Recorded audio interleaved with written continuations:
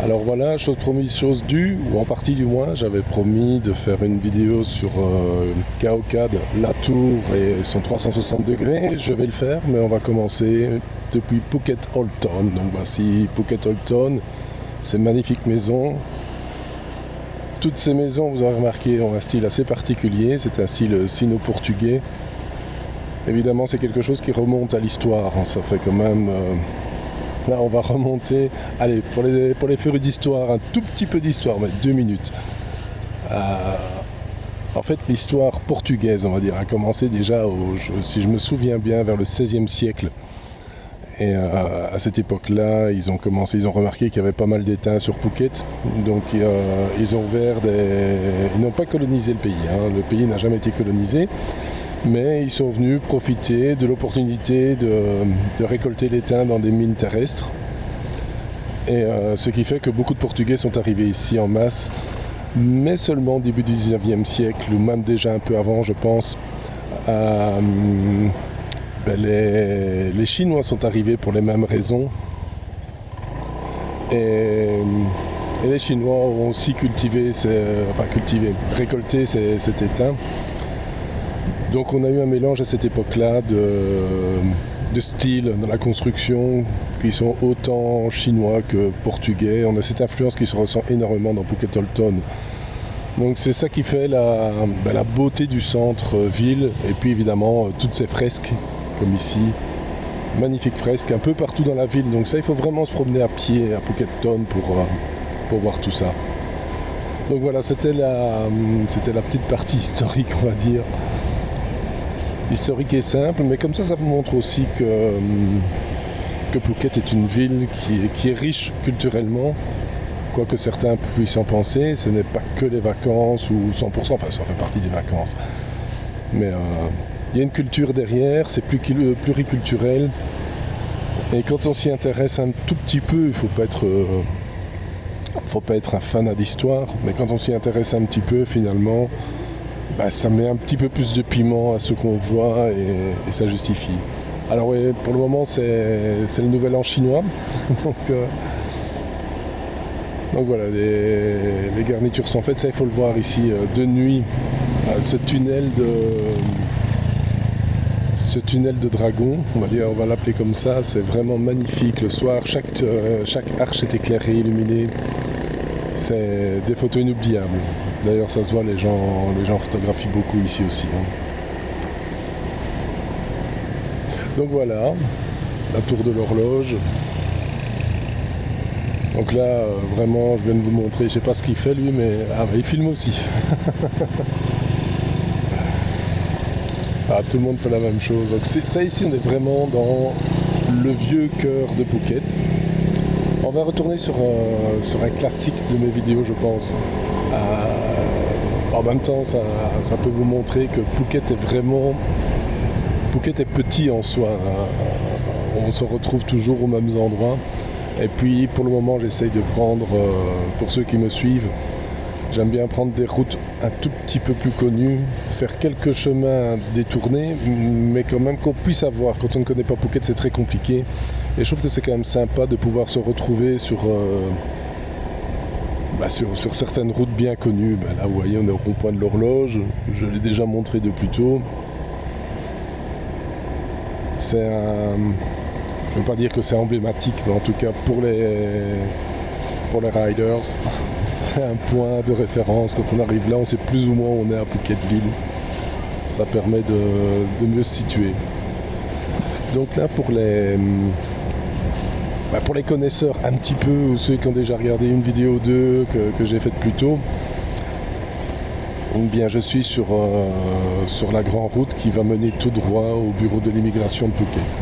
Donc toujours aussi un lieu emblématique, moins glamour, mais bien connu des expatriés, puisque quand on vit long terme en général ici, on doit s'y présenter, ça va vite, hein, mais enfin on doit s'y présenter tous les 3 mois. Et les touristes, par contre, sont très habitués à venir s'y présenter. Et là, c'est pour juste, en général, augmenter le temps du visa, puisque jusqu'à présent, même si la loi est occupée à changer juste pour l'instant, on ne sait pas très bien sur quel pied danser, Mais jusqu'à présent, c'était 2 mois pour la plupart des pays européens, comme la France, la Belgique et d'autres pays. On avait droit à 2 mois, et en passant au bureau de l'immigration, eh bien, on avait droit à 1 mois supplémentaire, un petit rabio gratuit. Le problème, c'est que tout ça ne ramène pas que du bon touriste. Ça ramène aussi beaucoup de touristes frauduleux qui viennent ici 2 mois, qui passent le 3e mois, qui restent jusqu'au bout. Ça, c'est un petit indice pour les autorités. On utilise la totalité de son visa jusqu'à la dernière goutte, quitte à ce que ça soit dangereux avec le billet d'avion qui pourrait être annulé, comme ça s'est passé ces derniers jours avec les vols Emirates et tous ceux qui passaient par Dubaï. Ben là alors on est vite en overstay, donc c'est risqué. Et justement tous ces gens qui prennent le risque d'arriver à la dernière minute du visa, qui s'en vont et qui reviennent soit le lendemain, soit une semaine après pour soi-disant être discret, ben c'est raté quoi. Et ces gens-là, quand l'immigration les coince, en général, ils le retrouvent à avoir ouvert des commerces illégaux, avoir travaillé au noir ou quoi que ce soit. Et ça, c'est parce que la Thaïlande attend. La Thaïlande est un pays d'accueil, la Thaïlande est chaleureuse, amicale, tout ce qu'on veut. Les taxes y sont très faibles, vous imaginez bien. Allez, par exemple, la TVA ici, c'est 7%. Vous connaissez déjà les prix des commerces. Et vous vous dites que sur ces commerçants, vous avez 7% de TVA. C'est à mourir de rire quand on sait qu'en Belgique et en France, on a entre 20 et 21%. Donc voilà, c'est toujours comique. Donc pour le peu qu'on leur laisse, par pitié, travailler, et puis ça soulage un paquet aussi pour la vie de tous les jours, ne pas être dans le stress d'être coincé, parce que ça revient cher en termes d'argent, parce qu'un jour d'overstay c'est 500 bahts, donc c'est à peu près, on va dire, presque 10 € par jour. Le plus cher qu'on va payer comme tribut à ce moment-là, c'est surtout les 4 à 5 jours d'emprisonnement. Les prisons thaï, on va dire que c'est pas l'hôtel qu'on a en Belgique ou en France. C'est vraiment à la dure. Je connais des Thaïlandais qui ont fait un petit séjour comme ça de quelques jours en prison thaïlandaise.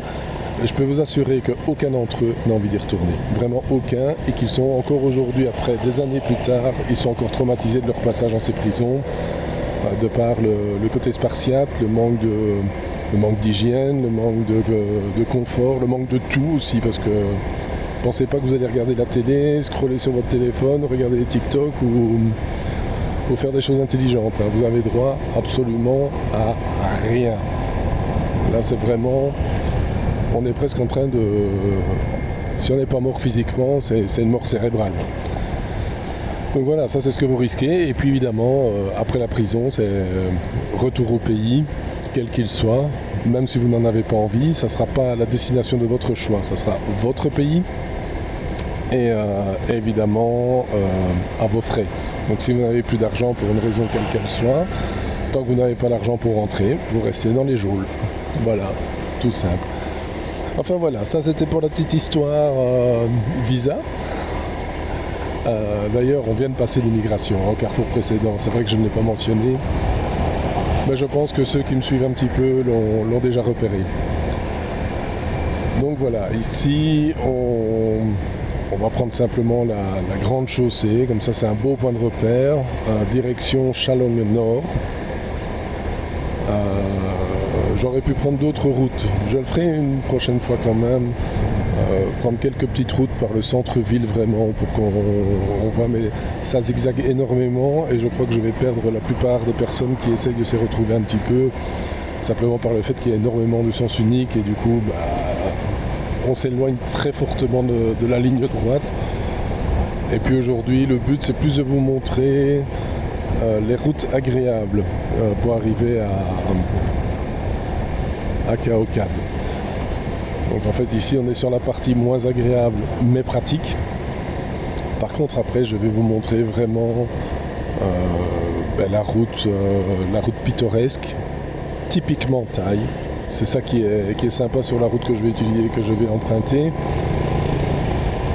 On pourra y voir les Thaïs tels qu'ils sont vraiment, et puis leur habitat, leurs magasins, leurs petits shops, les restaurants, etc. Et là, on se rend compte qu'en fait, il n'y a aucun attrait touristique, parce que vous n'avez pratiquement aucune écriture en langue étrangère, que ce soit en anglais, en russe ou en français.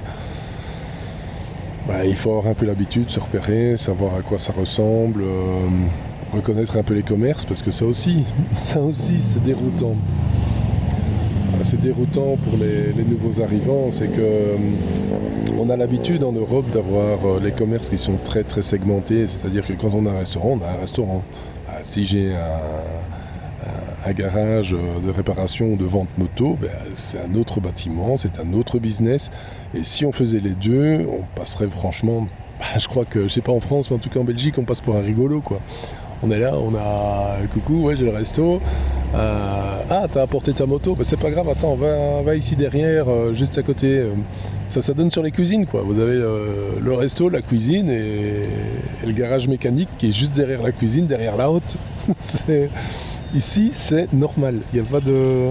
En fait, il n'y a pas d'arrêt. On aime... Je pense que c'est même d'ailleurs parfois un problème, parce qu'en fait, le thaïlandais, ça doit exister, mais sincèrement, moi, je n'en connais pas.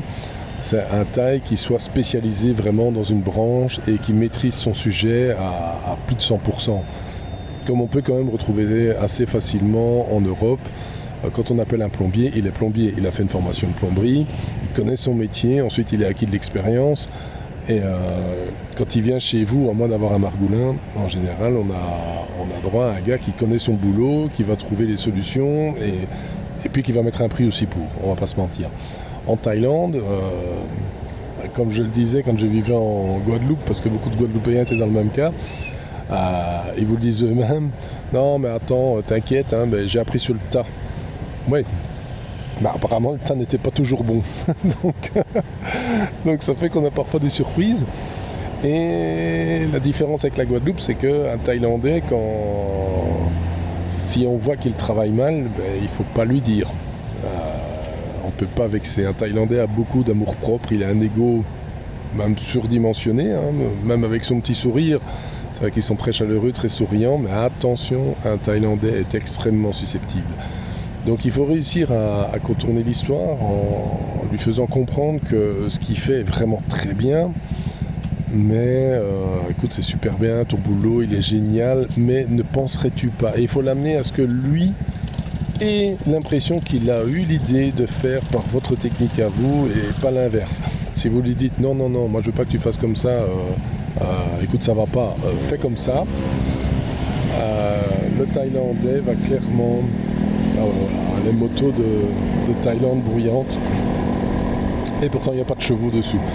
Donc le Thaïlandais va se buter, il va être vexé, et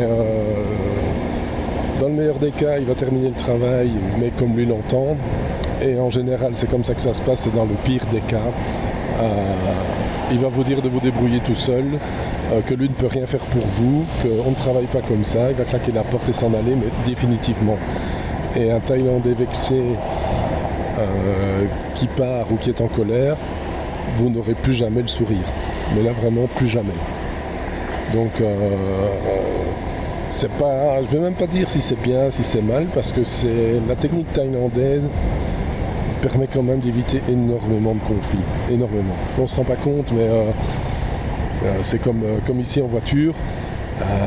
Je ne vais pas vous le faire remarquer, je pense que vous avez dû quand même tiquer un peu sur l'histoire, mais depuis qu'on a démarré, je n'ai pas encore entendu un coup de klaxon.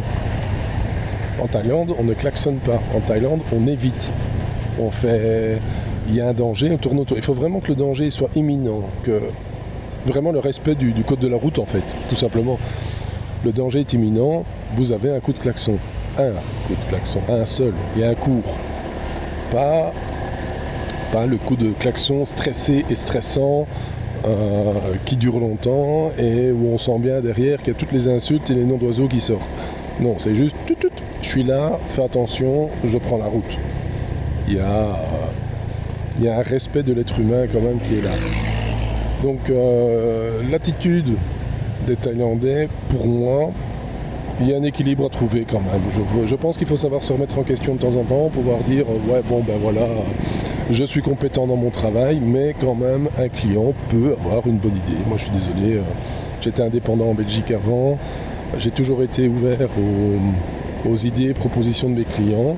Bon, quand elle est mauvaise, je disais qu'elle était mauvaise, je justifiais, parce que j'avais les moyens de justifier, j'avais les connaissances. Et puis quand l'idée n'était vraiment pas si stupide, je disais au client, écoutez, j'essaie de mettre en œuvre, j'espère être à la hauteur de la demande, j'espère y arriver, et si je vois que je ne suis pas à la hauteur, je vous le ferai savoir, et à ce moment-là, on envisage une autre solution, quitte à abandonner le chantier, mais pas l'abandonner comme un Thaïlandais frais en claquant la porte, hein. L'abandonner en disant au client, voilà, moi je ne peux pas vous offrir ce service-là, je n'en suis pas capable. Je peux essayer de vous trouver quelqu'un de plus compétent, mais voilà, je préfère qu'un collègue prenne la relève. Je trouve que c'est beaucoup plus mature comme réaction. Moi j'ai eu des business ici en Thaïlande, notamment des restaurants. Je me souviens toujours de cuistots qui venaient. Et au début je faisais l'erreur, hein, comme tout le monde. Et ils revenaient avec l'assiette et j'ai dit, c'était même pas une question de dégustation, c'était pas une question de cuisine pure, c'était juste, écoute, t'as un bon cuistot, ta nourriture, elle est délicieuse, j'adore, mais pour la présentation, nous avons des clients européens, donc je vais t'apprendre un peu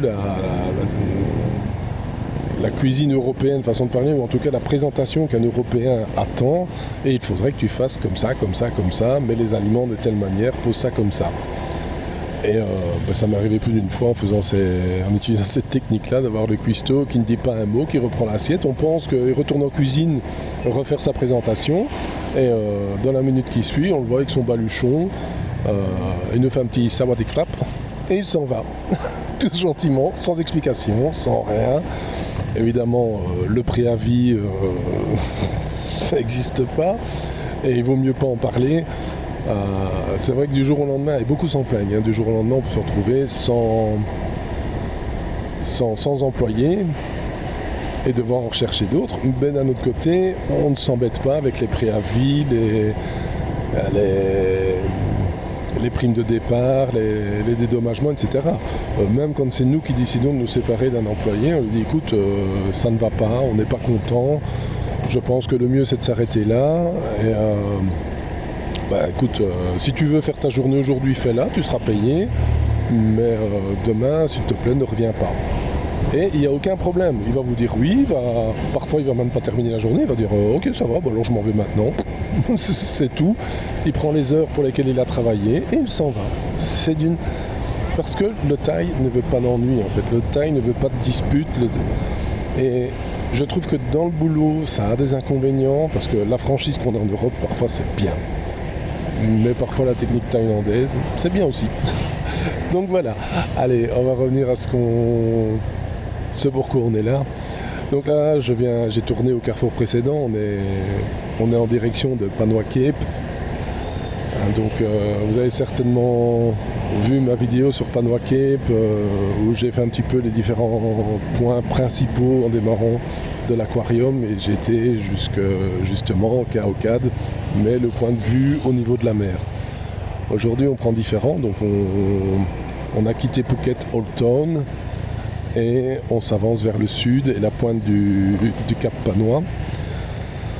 On prend les routes purement Thaï, là vous voyez les petits commerces de bouffe, les œufs. Bon, aujourd'hui évidemment c'est calme, hein.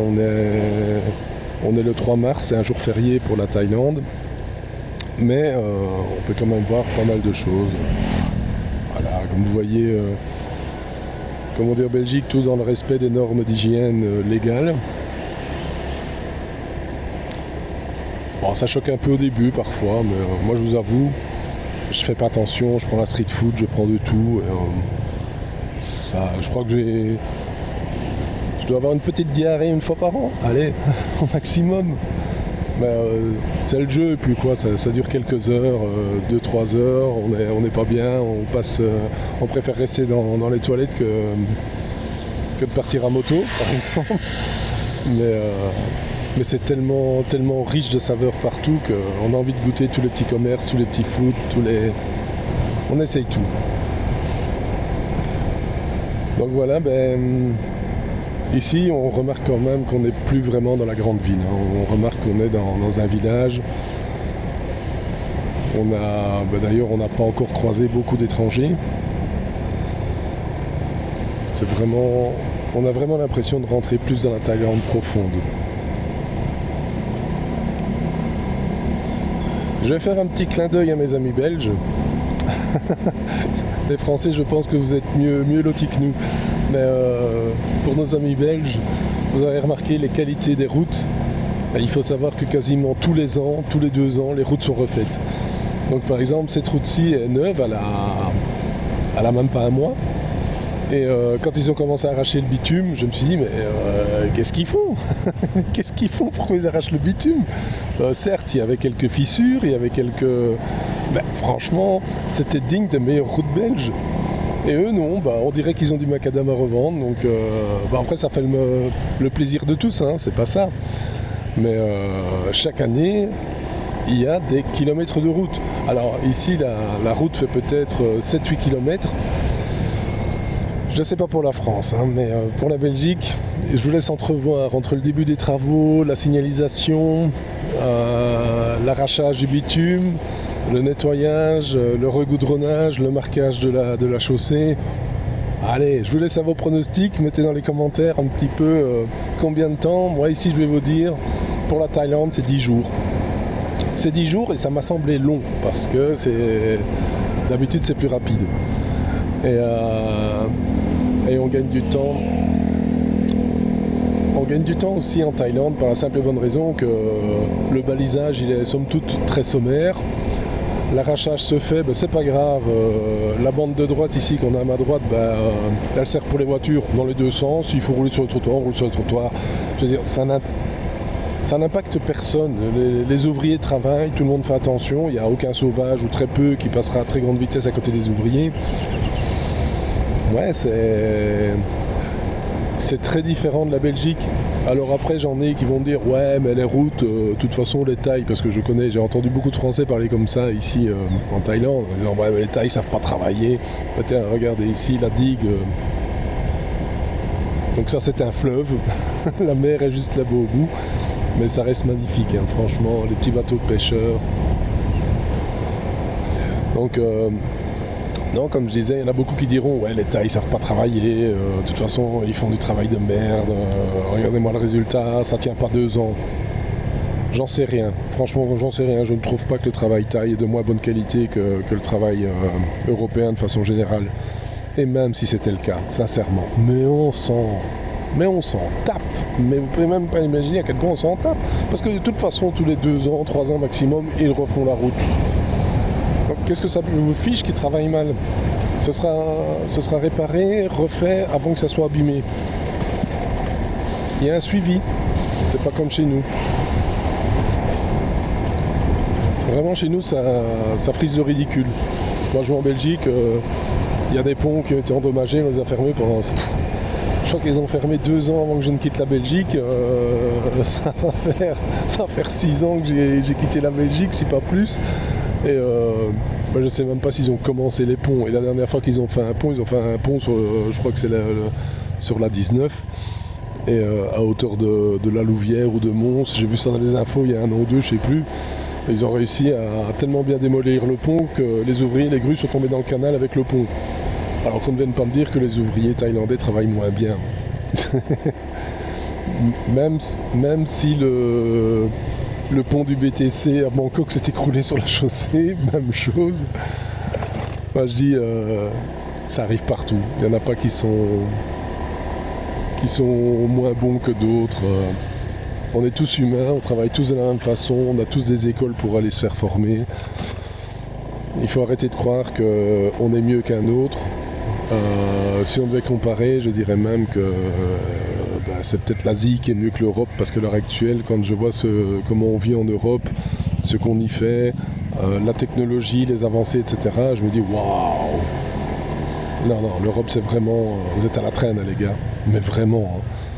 Là, il faut aller visiter la Chine, il faut aller visiter, vous savez, les pays en voie de développement. Je crois que quand vous arrivez là-bas, vous tombez sur votre cul, mais vous pouvez même pas imaginer. Vous pouvez même pas imaginer. Là, ici, j'ai mon fils qui vit au Vietnam. Quand je vois à quel point la vie est facile comme en Thaïlande, et c'est la même chose. On croit toujours que le Vietnam est pauvre.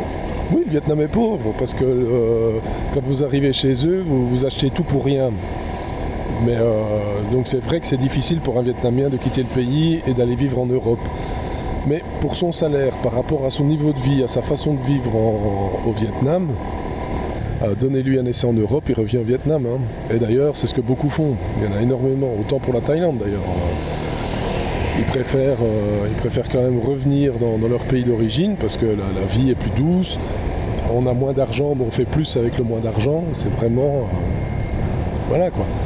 Alors voilà, on arrive tout doucement à mon point final de ma vidéo sur le Cap Panois, c'est-à-dire sur la berge. Et là, on a une vue sur Chalong en face de moi. Chalong, les collines, les bateaux. Et je vais marquer un arrêt rapide. Je vais laisser passer la moto derrière moi.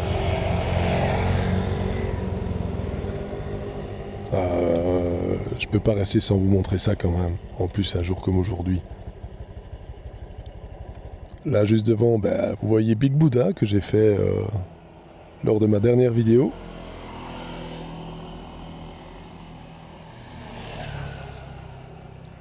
Elle est pas belle la vie?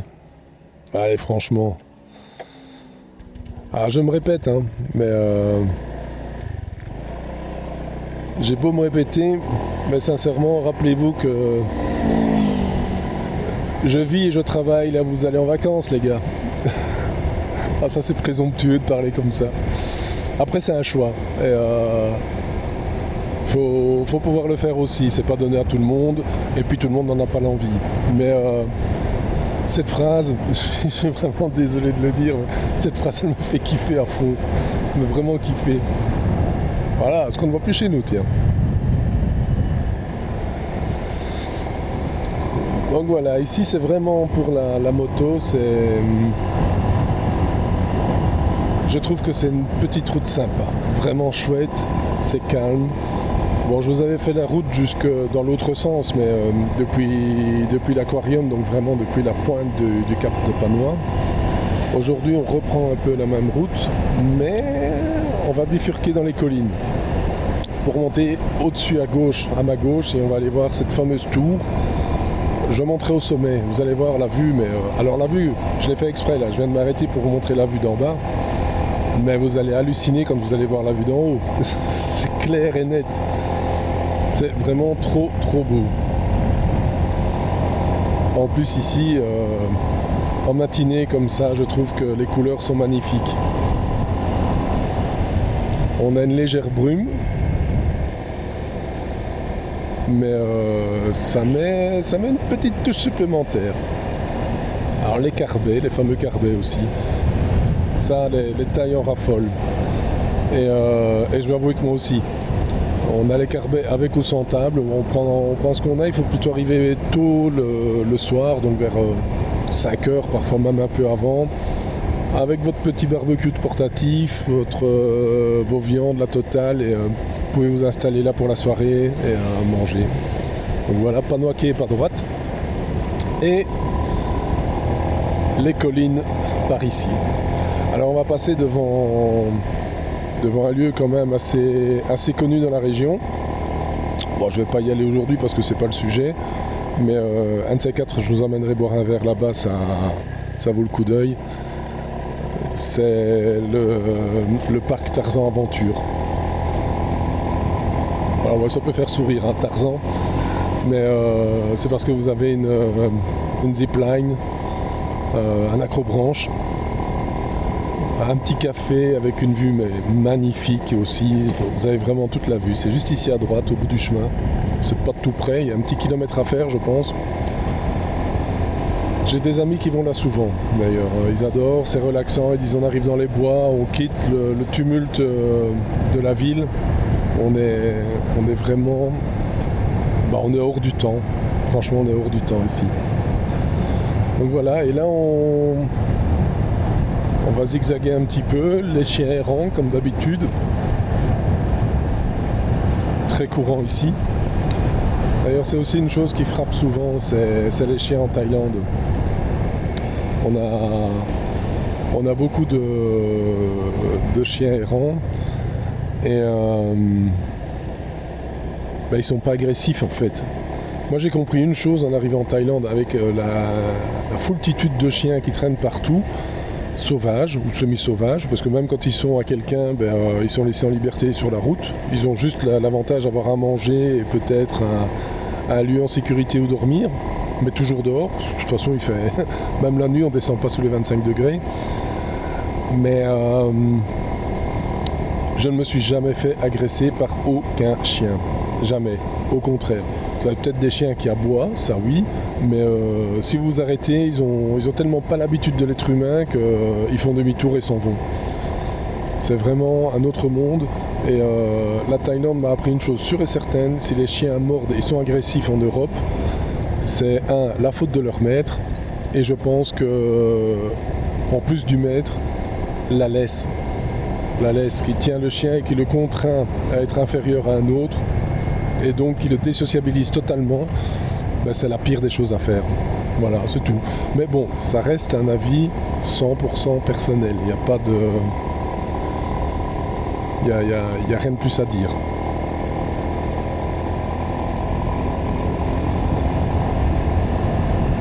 Donc voilà, alors franchement ici, petite route, somme toute très agréable, zigzagante. Alors vous aurez remarqué que je ne vais pas rouler vite pour la simple et bonne raison que on a envie de rouler plus vite, mais vous avez toujours au détour d'un virage du gravier, du sable qui traîne ou quoi que ce soit.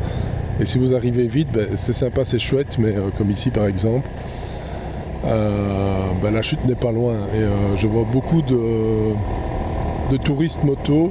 Et je parle pas de ceux qui ne savent pas conduire, parce que ils sont nombreux, mais il y en a quand même beaucoup qui ont le permis moto en Europe et qui viennent ici avec leur permis. Mais ils ne connaissent pas les routes et ils se font piéger bêtement au détour d'un virage. Et écourter ses vacances pour si peu, c'est dommage aussi. Et puis ça coûte de l'argent. Donc voilà, alors là on se rend bien compte que ça grimpe. Ma petite Titine commence à avoir du mal.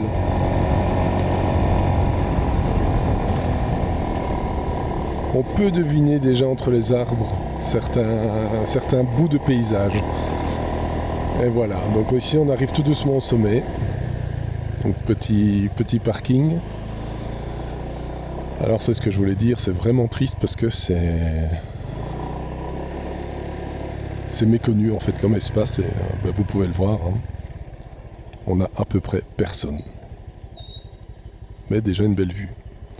Juste devant moi, vous pouvez voir le carré sur le sommet de la colline, c'est en fait juste un carré pour les décollages et atterrissages puisqu'on a une piste de parapente et paramoteur juste devant. Et je soupçonne que ça puisse servir d'héliport également. Logiquement, j'ai jamais été voir sur place s'il y avait le H dessus ou pas. J'irai une fois de toute façon, c'est aussi une belle promenade à faire. Voilà, donc je vais descendre de la moto et on va doucement aller faire la promenade jusqu'au sommet. Et voilà, donc on est sur le parking. On va se diriger vers les escaliers, ça va faire du sport. Malheureusement, pour ceux qui ne savent pas encore, je suis pas sportif. Donc, à mon avis, ça va souffler au sommet. Vous allez avoir un fumeur invétéré, asthmatique, alors que je suis ni asthmatique ni fumeur, je suis juste pas sportif. C'est tout, c'est pas compliqué. Donc voilà, allez, on va voir ce que ça raconte. Mais voilà la tour. C'est pas si haut en fait, je crois que c'est 136 marches. Je sais pas compter, mais c'est ce que j'ai vu sur internet une fois. Donc, de toute façon, à chaque fois que j'essaie de compter, j'oublie parce que je respire. Donc c'est pas possible. Donc on va essayer de se le faire pas trop lentement non plus. Allez, c'est un effort et sincèrement, je pense que ça vaut la peine. Ça vaut la peine. Je pourrais vous montrer au sommet un peu tout ce qu'on a. Tout ce qu'on peut voir en fait.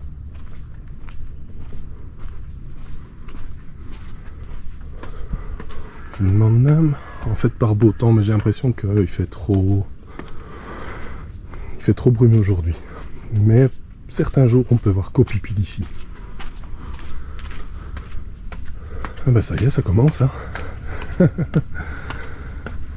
Là, je vois qu'ils font des travaux, ils réfectionnent un petit peu tout aussi. Ouais, vous revenez ici dans 2 semaines, et ben, tous les travaux sont finis.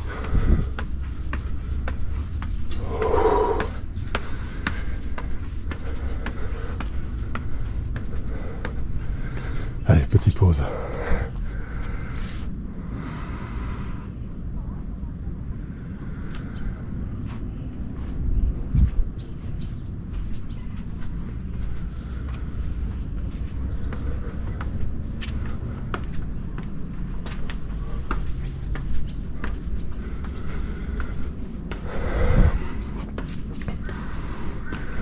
Ah ben, l'avant-goût.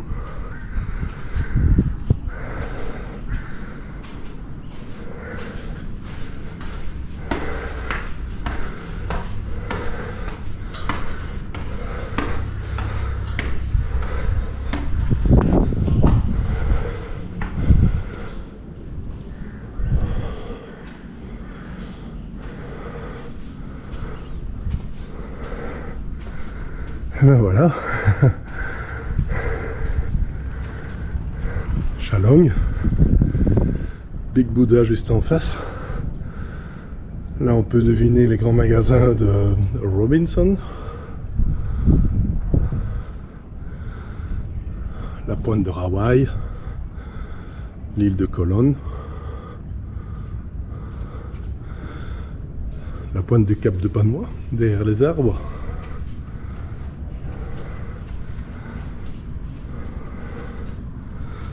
Phuket, derrière les arbres ici. Et Koh Sireh, donc l'autre presqu'île, voire même île, à l'est de Phuket.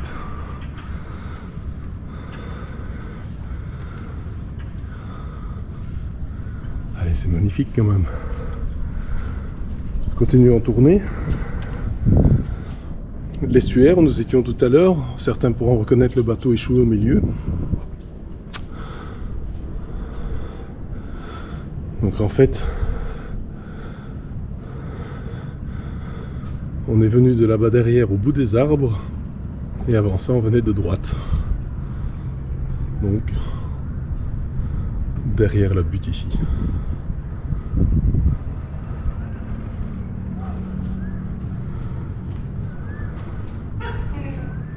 La seule chose qui est un petit peu triste, c'est que le site est fermé la nuit. Ça c'est dommage.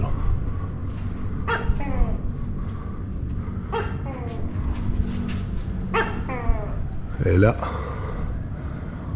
on ne le verra pas, mais on peut entendre un petit lézard en route.